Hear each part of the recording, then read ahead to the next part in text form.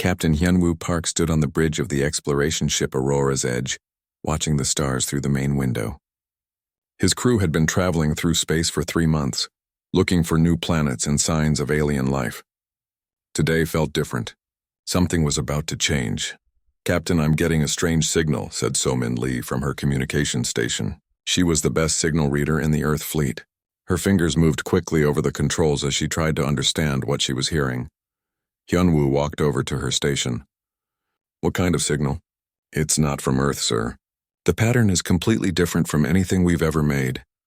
So-min's eyes were wide with excitement and worry. "It's encrypted, but I think I can break the code." The captain felt his heart beat faster. This could be it. First contact with alien life. "Do it, but be careful." For the next 2 hours, So-min worked on the alien message. The rest of the crew gathered around watching as strange symbols appeared on the screen. Navigator Jiho Kim helped by running pattern analysis. Engineer Tae-yang Shin monitored their ship's systems to make sure they stayed hidden while listening. Finally, So-min looked up with a shocked expression. "Captain, I've got it translated. But you're not going to believe this, mine. Tell me." So-min took a deep breath. "According to this message, Earth has been classified as a Class X death world by something called the Galactic Federation. They've put our entire planet under quarantine." The bridge went silent. Medical Officer Yoon Ji-yoon was the first to speak. "Death world? What does that mean?" So-min read from her screen.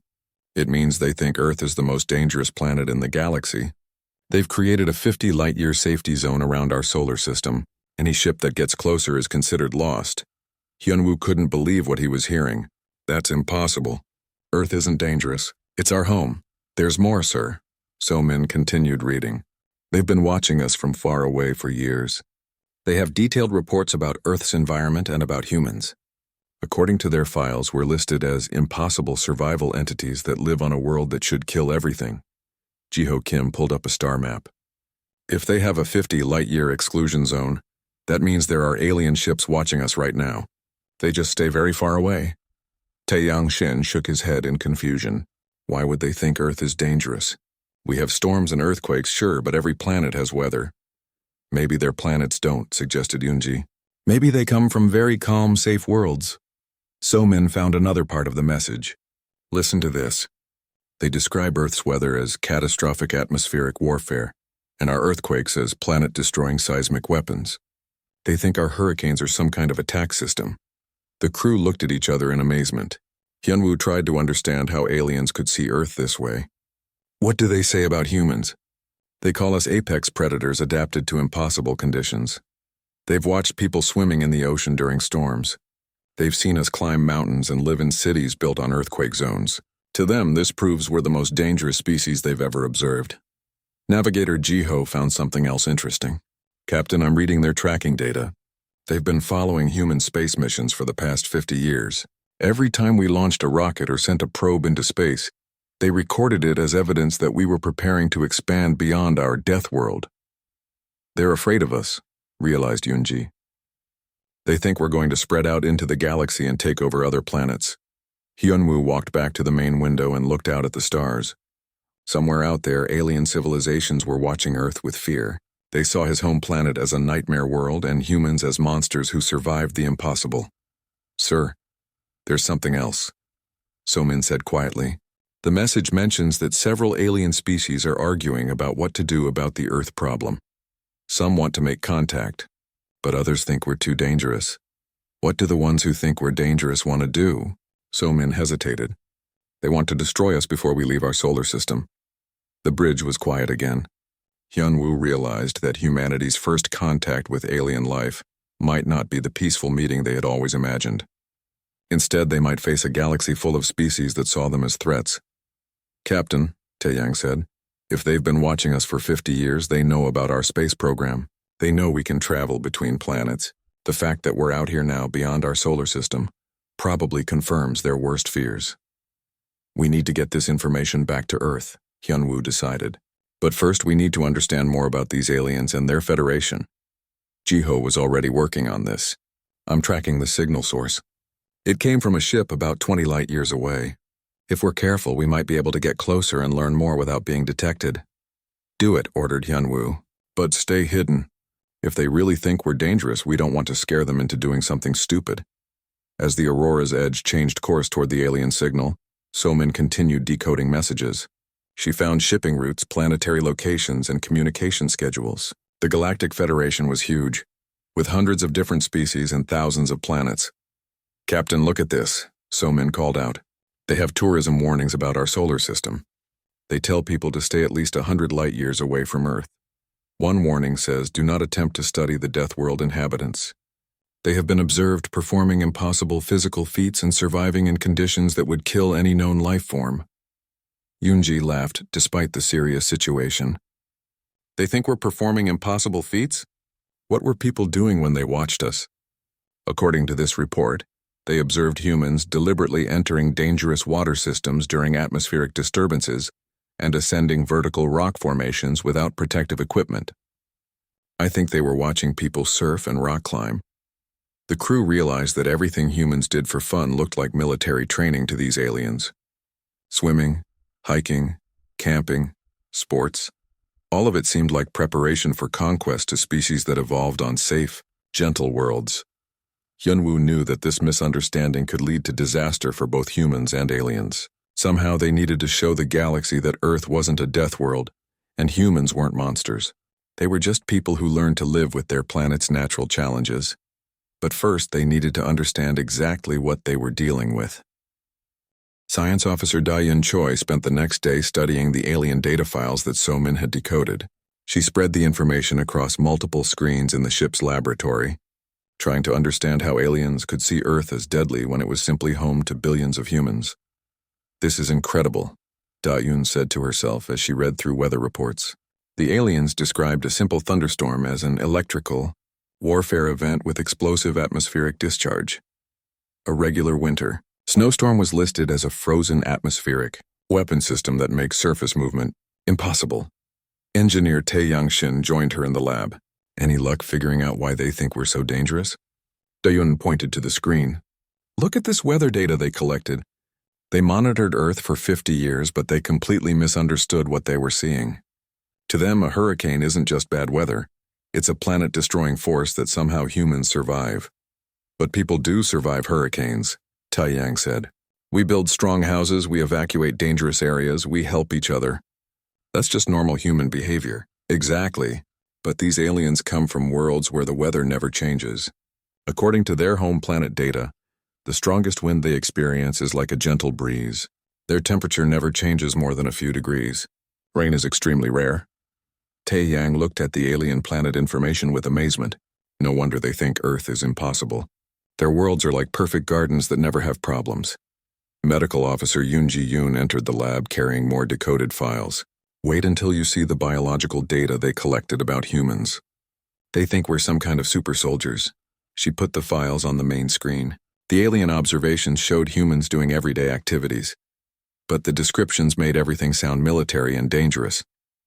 "Listen to this," Yoonji said, reading from the report. "Earth creatures regularly expose themselves to harmful solar radiation for extended periods. They were watching people at the beach." Da-un found another entry. "Subjects deliberately submerge themselves in liquid systems during violent atmospheric conditions. They watch people swimming during a rainstorm." "Here's my favorite," added Tae Yang. "Earth entities consume heated liquid during frozen atmospheric warfare. They saw someone drinking hot coffee during a snowstorm." The three scientists looked at each other and started laughing. Everything that seemed normal to humans appeared impossible to aliens who never experienced challenging weather. "But it gets stranger," Yoonji continued. "They measured human physical abilities compared to their own species. We can lift heavy objects, run long distances, and survive in extreme temperatures. To them, these are superhuman abilities." Dayan pulled up a comparison chart. "Look at this. The average alien in the Galactic Federation weighs about 30 pounds and can only survive in temperatures between 68 and 72 degrees Fahrenheit. Their maximum running speed is about 3 miles per hour. "That explains a lot," Taeyang said.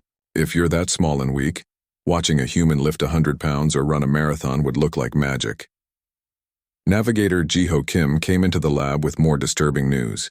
"I've been tracking their communication networks. The aliens have been sharing these reports across the galaxy for decades. Every species in the Galactic Federation believes Earth is a death world, populated by unstoppable warrior creatures. How many species are we talking about? Asked Daun. Over 300 different alien civilizations, and they're all afraid of us. Yunji found the biological analysis section of the alien reports. They've been studying human DNA samples they collected from space debris, probably from early space missions. Their scientists can't understand how human genetics work. What do they find confusing? Daun asked. Everything. Our ability to heal from injuries, our immune system that fights diseases, even our ability to digest different types of food. Their biology is much simpler. They never developed strong healing because their worlds never had dangerous bacteria or injuries. Taeyang shook his head. So they see our natural healing abilities as another proof that we're built for war. It gets worse, Jiho added.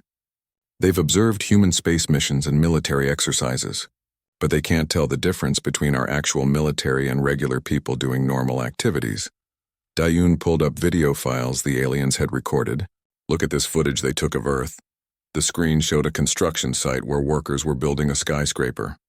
The alien analysis described it as Earth entities constructing vertical fortification systems using heavy industrial weapons. The heavy industrial weapons were construction tools like cranes and bulldozers. Another video showed a football game.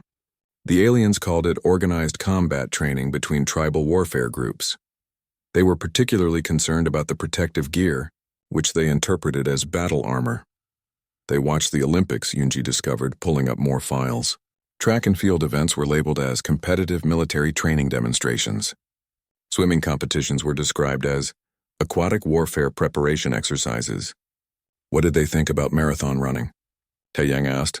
Extended pursuit training for hunting down escaped enemies, Yunji read. They calculated that if humans can run 26 miles for fun, they could probably chase alien ships for hundreds of miles without getting tired. The scientists realized that every positive human trait looked threatening to species that never had to overcome challenges. Human cooperation looked like military coordination. Human curiosity looked like intelligence gathering for invasion. Human adaptability looked like preparation for conquest. Here's the scariest part, Jiho said quietly. Some alien species have started militarizing their space borders because of us. They're building weapons and defense systems to protect against human expansion. Daun felt worried. But we're not expanding to conquer. We're exploring because we're curious about the universe. Try explaining curiosity to a species that never had to explore beyond their safe home world, Taeyang said. To them, leaving your planet means you're looking for resources to steal or territories to conquer. Yunji found a document that made everyone silent. They have a complete analysis of human reproduction and population growth. They predict that humans will outgrow Earth and need to expand to other planets within a century. To them, this proves we're a colonizing species that will take over the galaxy. That's not wrong, though, Daun said slowly. Humans probably will expand to other planets eventually. We'll need to as our population grows and technology improves. But we'll do it peacefully, Jiho protested. We'll find empty planets or work with other species to share resources. Will we? Taeyang asked. Would humans really be peaceful if we found planets with resources we needed? The question hung in the air. The scientists realized that maybe the aliens weren't completely wrong to be concerned. Humans had a history of conflict over resources on Earth. What would happen when they met alien civilizations competing for the same planets and materials? We need to understand more about how these aliens think, Daun decided. If we're going to make peaceful contact, we have to prove that humans aren't the threat they think we are. How do we prove that when everything about us looks dangerous to them? Yunji asked. Daun looked at the data files covering her screens. Somewhere in all this information was the key to understanding how humans and aliens could coexist peacefully. But first, they had to figure out how to contact aliens who were convinced that any communication from Earth was probably a threat. Commander Insu Moon prepared for what could be the most important conversation in human history. The Aurora's Edge had finally located a Galactic Federation patrol ship, and Captain Hyunwoo had chosen Insu to lead the first official contact between humans and alien civilization. Remember, Captain Hyunwoo said as Insu checked his communication equipment, we need to prove we're peaceful. Don't say anything that could be misunderstood as threatening. Pilot Yujin Han was at the ship's controls, keeping them at what the crew hoped was a safe distance from the alien vessel. "The alien ship has noticed us," she reported. "They're sending out some kind of scanning beam." "Let them scan," Insu decided. "We want them to see that we're not carrying weapons." Communications specialist Donghyun Jung had been working for hours to establish a connection with the alien ship. "I think I've got their attention," he announced. "They're sending a response signal." The main screen flickered and then showed the inside of the alien ship. The crew of the Aurora's Edge got their first look at intelligent alien life, and the aliens got their first close look at humans. The alien on the screen was small and delicate, with pale blue skin and large frightened eyes. When it saw the humans, it immediately began making high-pitched noises that sounded like panic. "Translation coming through," Donghyun reported, as the computer processed the alien language. "It's saying Death World entities have breached the containment zone. Alert all Federation forces. The impossible beings are here." Insu tried to speak calmly. "We come in peace. We are explorers from Earth, seeking friendship with other intelligent species." The aliens' panic increased. "Peaceful? The Death World creatures claim to be peaceful? This is worse than predicted. They're using psychological warfare tactics."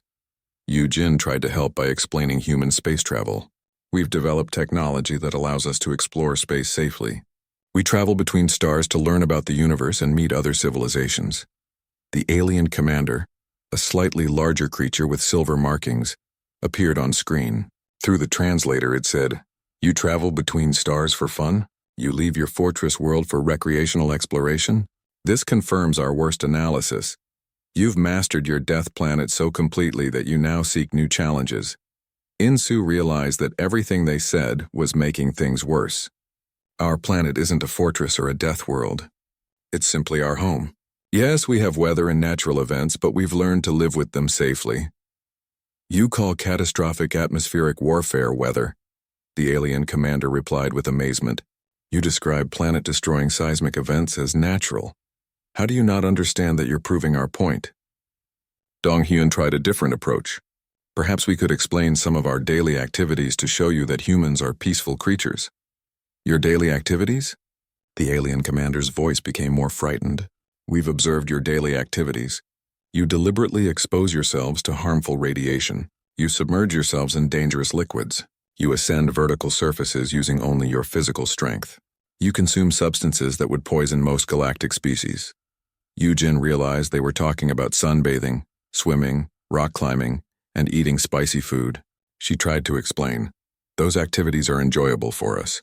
We swim because water is refreshing. We climb mountains because we like the challenge and the beautiful views. Enjoyable." The alien commander was silent for a long moment. "You find deadly challenges enjoyable. You seek out dangerous situations for pleasure? This is beyond our understanding of possible psychology." The communication continued for over an hour, but every attempt at explanation made the aliens more convinced that humans were either insane or representing the most dangerous species in the galaxy. When Insu mentioned that humans often help each other during natural disasters, the aliens interpreted this as military coordination during planetary warfare. "We need to try something different," Donghyun suggested during a brief communication break. "Maybe we should show them something instead of just talking." Insu agreed. "Yujin, can you show them some Earth footage? Something peaceful and normal." Yujin pulled up video files from Earth. Families having picnics, children playing in parks, people walking dogs. But when the aliens saw the footage, their reaction was pure horror. "You're showing us your training programs for new warriors," the alien commander said. "Those small humans are being conditioned to survive in your atmospheric warfare environment." "And those four-legged creatures? Are those your hunting animals?" "Those are our pets," Yujin explained. "Dogs are companion animals. We keep them because we enjoy their friendship." "You've domesticated predators as companions?" The alien's voice went higher. "You live with hunting beasts in your personal spaces?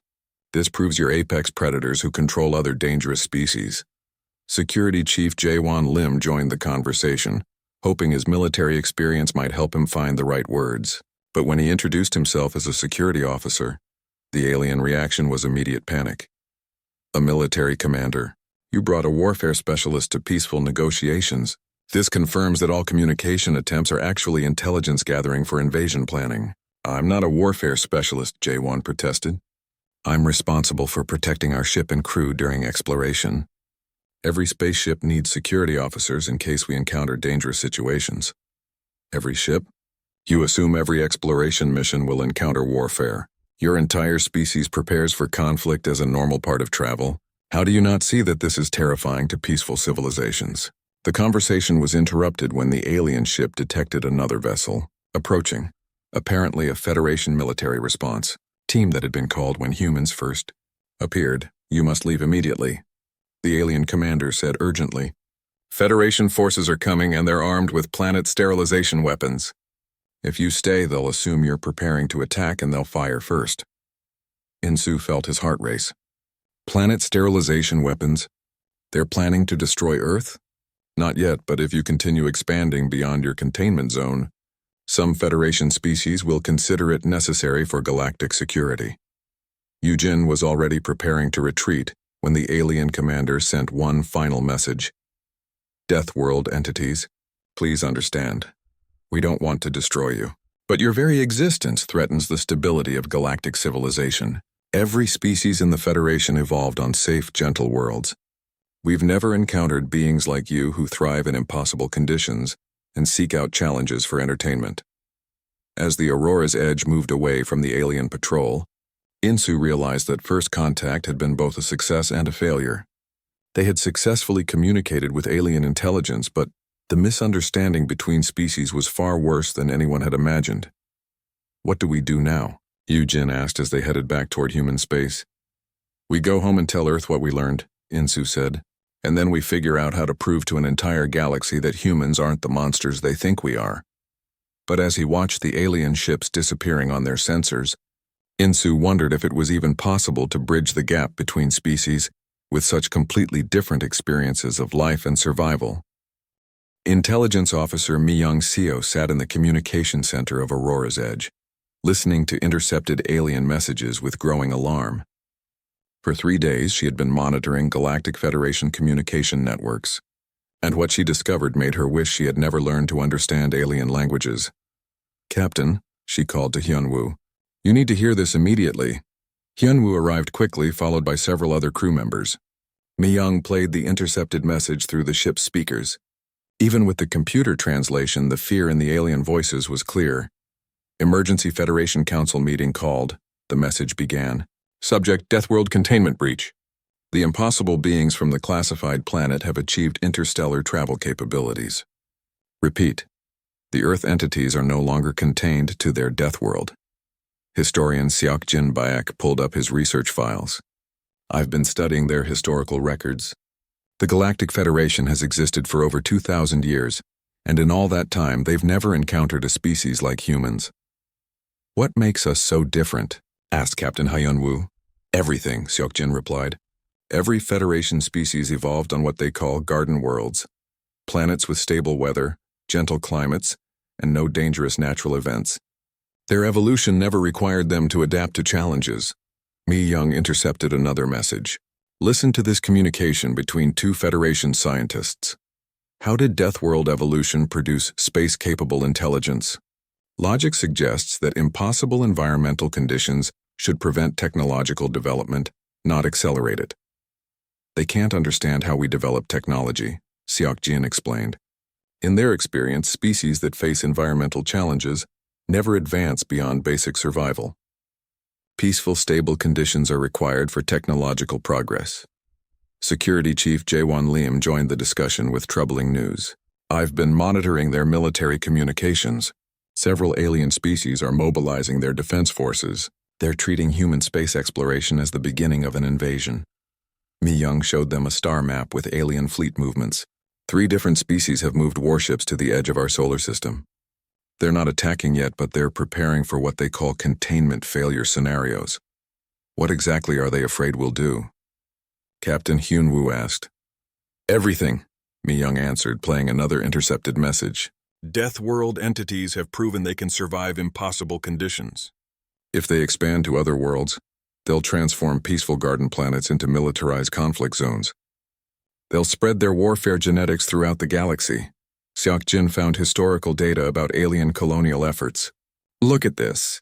When Federation species expand to new planets, they only choose worlds that are exactly like their home planets. They can't adapt to different environments. If they found a planet with weather or natural challenges, they'd consider it uninhabitable. So they think that if humans expand into space, we'll take over all the worlds they can't use, Jae-won realized. Worse than that, Mi-young said. They think we'll change the planets we colonize. Some aliens believe humans will deliberately create dangerous conditions on peaceful worlds. Storms, earthquakes, temperature variations, because we're adapted to enjoy those challenges. Captain Hyunwoo felt overwhelmed by the misunderstanding. They think we'd terraform garden worlds into death worlds? From their perspective, it makes sense, Seokjin explained. They've observed that humans seek out challenges and dangerous activities for entertainment. They assume we prefer dangerous environments and would modify peaceful planets to suit our needs. Mi-young intercepted a communication between alien governments. The Helios Collective is proposing immediate military action. They want to destroy Earth before humans can spread beyond our solar system. What are other species saying? Jae-won asked. Mixed reactions. The Centauri Republic wants to study us first. The Crystal Worlds Confederation thinks we might be useful as military allies. But the Peaceful Garden Alliance supports the Helios Collective's position. Military allies? Captain Hyunwoo questioned. Several alien species have enemies, other aliens who threaten their territories. They think humans would be perfect soldiers because we're adapted to survive in impossible conditions, Seokjin explained. Mi-young found another disturbing message. A Federation anthropologist is recommending that all member species begin Death World adaptation training to prepare for a galaxy where humans exist. They want to modify their own genetics to become more like us.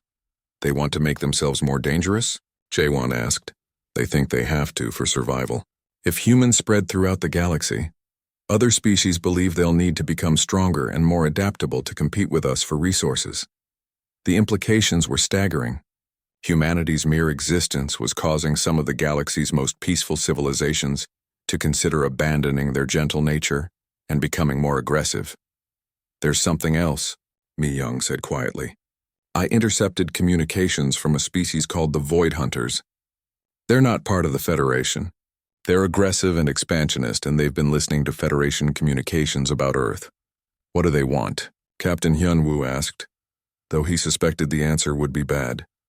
They want to ally with humans. They think we're the perfect warrior species to help them conquer Federation worlds. They're planning to make contact and offer us a partnership in galactic conquest. The bridge was silent as the crew absorbed this information. Not only were peaceful aliens afraid of humans, but aggressive aliens wanted to recruit humans as weapons against the peaceful species. We've created a crisis just by existing, Captain Hyunwoo said finally. It gets worse, Mi-young continued. The Federation has started sharing human behavioral data with their military strategists. They're trying to predict what humans will do next based on our observed activities. What are their predictions? Seokjin asked. They believe humans will establish military bases throughout the galaxy within 50 years. They think we'll claim all worlds with challenging environments because no other species can survive there. They predict we'll eventually control most of the galaxy's resources because we can access planets other species consider uninhabitable. Jae-won realized the scope of the problem. Even if we tried to stay peaceful, our natural advantages would give us control over planets other species can't use. They'd see that as aggression even if we didn't mean it that way. Some Federation scientists are studying human psychology to understand our motivations, Mi-young reported. But they're misinterpreting everything. They see human curiosity as intelligence gathering. They see human cooperation as military coordination. They see human exploration as territorial expansion. Captain Hyunwoo looked out at the stars, knowing that somewhere in that darkness, hundreds of alien civilizations were debating whether to destroy humanity or surrender to what they saw as inevitable human dominance. Is there any hope for peaceful coexistence? He asked. Mi-young found one final message that offered a small possibility. The Xenological Studies Institute on the planet Kepler Prime wants to attempt direct cultural exchange. They think understanding human motivation might be the key to preventing galactic war. What kind of cultural exchange? Seokjin asked. They want to send observers to Earth. They want to see how humans actually live rather than just interpreting data from a distance. Would Earth allow that? Jae-won wondered. We have to make it happen, Captain Hyunwoo decided. It might be our only chance to prevent a war between humans and the rest of the galaxy. Xenobiologist Bo-ra Kang, stood in the observation deck of the newly constructed Earth Diplomatic Station, watching as the first alien visitor's ship approached. 6 months had passed since the Aurora's Edge returned to Earth with news of the galactic misunderstanding, and today would determine whether humans and aliens could peacefully coexist. "Are you ready for this?" asked Ambassador Kyung-Soo Ryu, who had been chosen to lead the cultural exchange program. "As ready as anyone can be for first contact," Bora replied. "I still can't believe they agreed to come here."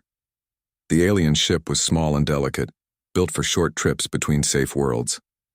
Inside was Velthar of the Helios Collective, the Federation's leading expert on dangerous worlds. He had volunteered for what other aliens considered a suicide mission, visiting Earth to study humans in their natural environment. Captain Hyunwoo joined them in the observation deck. "The medical team is ready. Dr. Haewon Song has prepared a special environment chamber to keep our visitor safe while he observes us." "What's the first demonstration going to be?" Bora asked. "Something simple," Kyung-Soo answered. "We're going to show him humans dealing with a rainstorm." The alien ship docked with the space station, and through the airlock came the first alien visitor to human space. Velthar was even smaller than the humans had expected, standing only 3 feet tall with pale blue skin and large, frightened eyes. He wore what appeared to be an environmental suit designed to protect him from Earth's deadly atmosphere. "Welcome to Earth space," Kyung-Soo said through the translator. "We're honored by your visit." I'm still alive," Velthar said with amazement. "The Death World entities haven't killed me immediately." "This is unexpected." Bora tried not to smile. "We don't kill visitors. We're very happy to meet you." "But you live on an impossible world," Velthar said in confusion. "How can you be happy? How can you experience joy while constantly fighting for survival?" "Let us show you," Kyung-Soo suggested.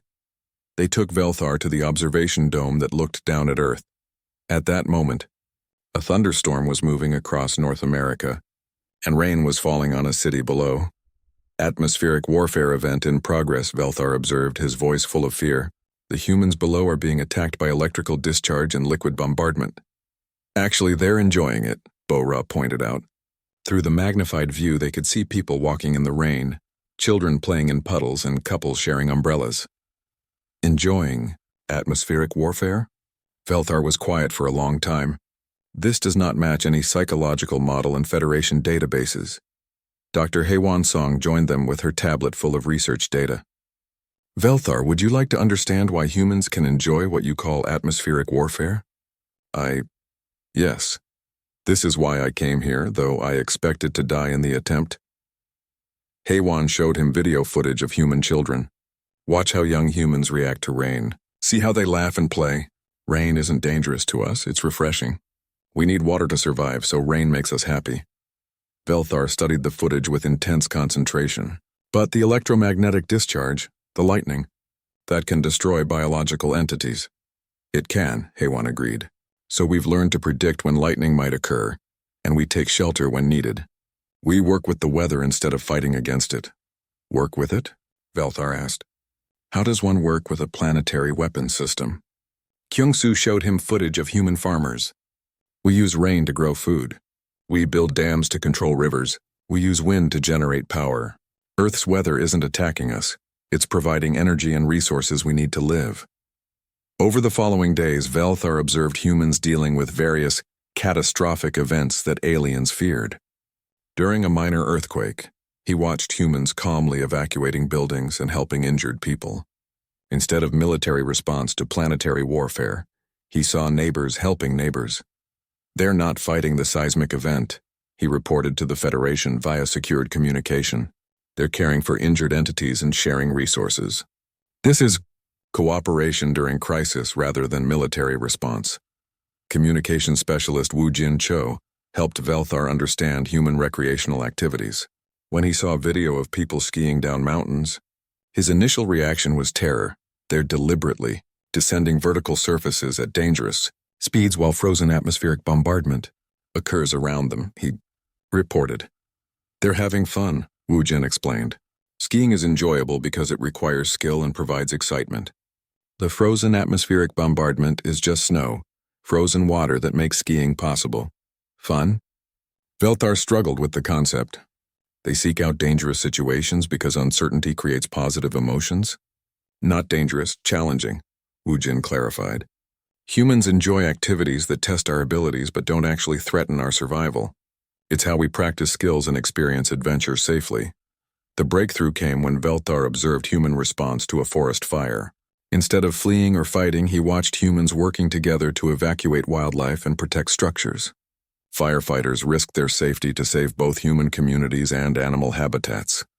They're protecting other life forms during a planetary destructive event, he reported with amazement. The Death World entities are risking themselves to preserve weaker species. That's what humans do, explained Bora. We take care of our environment and the creatures that share it with us. But why? Other species serve no function for human survival. Because we believe all life has value, Bora said simply. Protecting others makes us feel good about ourselves. This concept completely revolutionized Velthar's understanding of human psychology. Species that fought for survival usually became selfish and aggressive, but Earth's challenges had somehow produced beings who protected others even at personal risk. Ambassador Kyung-soo decided to show Velthar one final demonstration. They took him to observe a human music festival during a light rain shower. Thousands of people were dancing and singing together, celebrating despite the weather. Cooperative celebration during atmospheric conflict, Velthar said, but his voice had changed. For the first time he sounded curious rather than terrified. They're enjoying the rain, Kyung-soo explained, and they're enjoying each other's company. This is what humans do for entertainment. We gather together and share happiness.